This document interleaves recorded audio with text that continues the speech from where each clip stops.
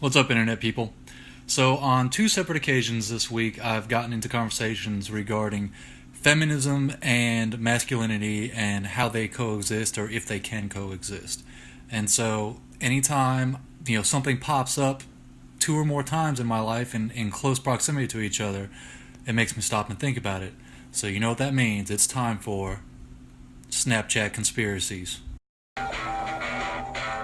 Anything you can do, I can do better. I can do anything better than you. No, you can't. Yes, I can. No, you can't. Yes, I can. Alright, so let's go ahead and define a couple terms real quick just so everyone knows what we're talking about here. When I say feminism, I'm not talking about man-hating, combat boot-wearing troglodytes.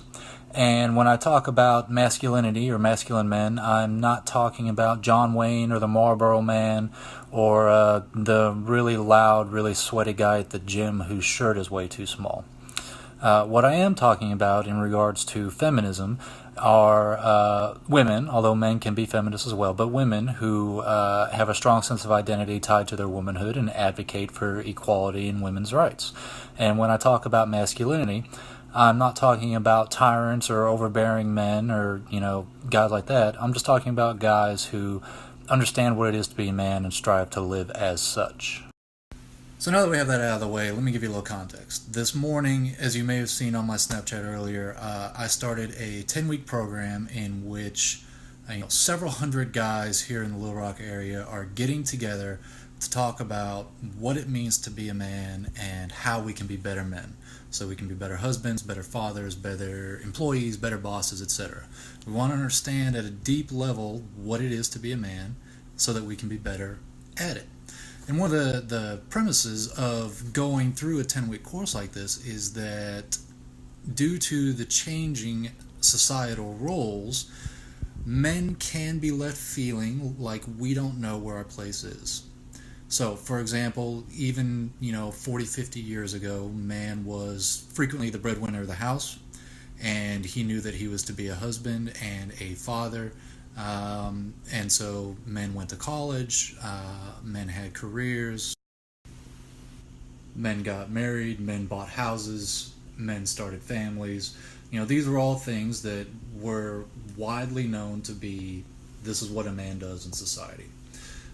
In our day and age, these things are no longer true. If you look at education statistics, there are actually more women in college now, more women getting bachelors and doctorates than there are men. Women have, rightfully so, began to gain a foothold in upper management. They're just as able to lead in business as men are. I know many, many great women business leaders.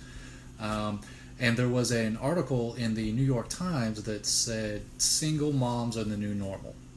And so what we're seeing in society now is men are less interested in getting married. They're not getting educated. They're not performing well at work. They're not starting families. They're not getting... And so what it kind of boils down to is that, all the things that men historically have been necessary for were no longer necessary for. And so that leaves men without a place in society in some respects. I'm paraphrasing, and this is really high level, so take it with a grain of salt. And so I'm having this conversation. I've got 10 guys around the table with me. We're talking about the changing societal roles for men and women both. And one of the guys brings up a great point, is that he would like to get into dating, but he's a kind of a traditionalist masculine man, and he has noted that some women take offense to that. And so we had this conversation around feminism and masculinity and whether or not they coexist and what that means. So that was actually the second conversation I had this week about feminism and masculinity. The first one was actually with a good friend of mine, who I'm sure will see this. Hi. And we were talking earlier this week about the same subject.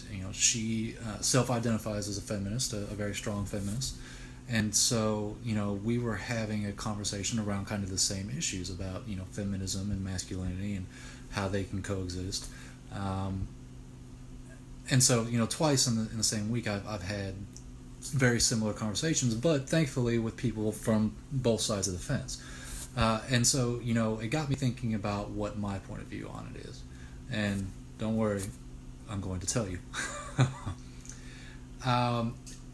It's my point of view that feminism is not a threat to masculinity, and masculinity is not a threat to feminism. In fact, I think they both work together really well when they both can view each other in a respectful fashion. And I think it's worth noting that because I think there's kind of this, assumption that the two are diametrically opposed. Feminism and masculinity mix like oil and water. And I just don't think that's the case. But you have to approach it with a certain mindset. And so I love strong women. I find them to be extremely attractive, both as a man, but I also respect them in a profession, from a professional point of view. I have worked for them and did so without any problems at all. I applaud, any woman who takes pride in her womanism, and I happen to agree that women deserve equal rights, equal pay. They deserve to be treated equally. So I don't have any problem with feminism at all. I think it's a great thing, but like anything, I think it can be taken too far. For example, I believe in equal but different. I would say anyone who thinks that the sexes are equal and the same is really doing a discredit to both sexes. And so let me explain that. So by equal and the same, it's this idea that women can and should do anything that men can do, and I just don't think that's the case. I think if you take an accurate view of things, there are some things that women are more naturally geared towards, and there are some things that men are more naturally geared towards. For example, men are more naturally geared towards and better able to do physical work. Women are more naturally geared towards nurturing and empathy. Now, these are generalities, and there are always exceptions to the rule. There are plenty of women who can bench press more weight than me, who can run farther and work harder than me.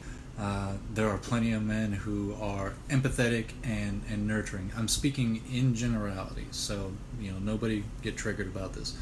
But I mean, if you look at the construction industry, is dominated by men, not because women can't get hired, although there may be cases of that, or not because women are incapable of doing the work, but because men are better suited for it, and I think are more drawn to it. On the other hand, nursing, nurses are predominantly women, not because men can't do that sort of work, not because men can't be empathetic and nurturing and healing, but because I would say women are naturally more geared towards it and do a better job of it in general. So I believe in equal but different. All right, just because I can frame a wall, but I don't care about people's feelings, doesn't make me less than a woman who doesn't like to see people in pain, and wants to be a healer. As a matter of fact, I think equal and different work really well together. For example, if you take a man and a woman and you put them together in a relationship, if they both recognize what they're good at and what their kind of natural wiring is, I think they can really complement each other in that. The man's strengths can often compensate for the woman's weaknesses, and the woman's strengths will often compensate for a man's weaknesses. That's been my experience, and I think that's true. And so that's why I believe in this equal but different point of view. So let me wrap it up with this.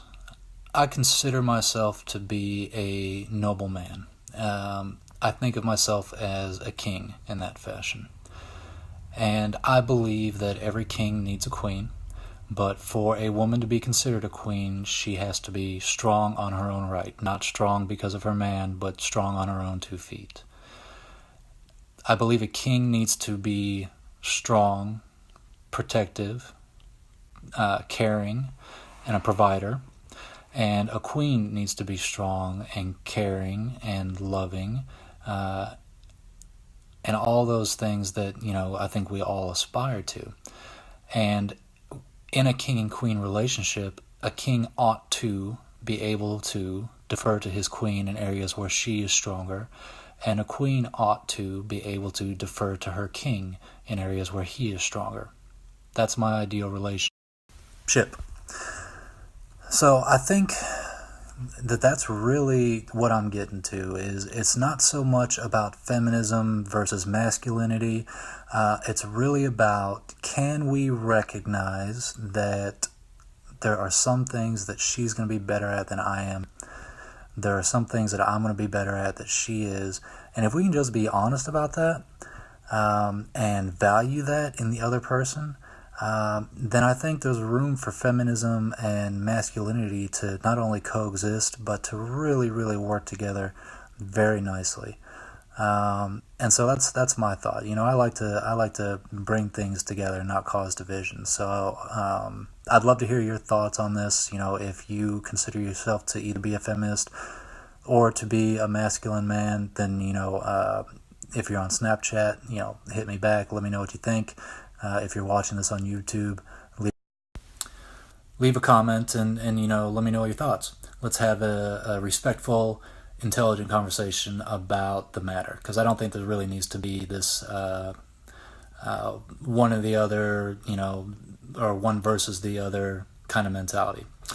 Speaking of Snapchat and YouTube, if you find these talks to be entertaining or interesting, and you would like to see some of the previous Snapchat conspiracies, then swipe up to go to my YouTube channel and you can see all those. And if you are on YouTube and you would like to follow me on Snapchat and get daily pictures of what I'm having for lunch or whatever else I might be snapping about, then follow me on Snapchat. Here's my info. Love you guys. See you next time.